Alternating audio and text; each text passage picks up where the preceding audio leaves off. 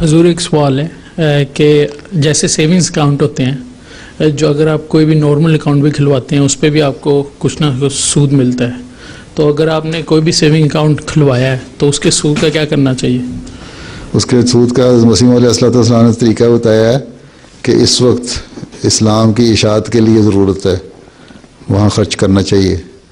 لیکن یہ مستقل ہدایت نہیں ہے۔ لوگ سمجھتے ہیں کہ سود لینا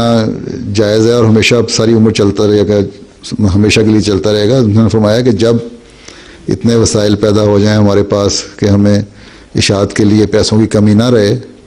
تو اس وقت اشاعت اسلام کے لیے جو کے نام پہ جو تم سود خرچ کرتے ہو وہ بھی منع ہو جائے گا۔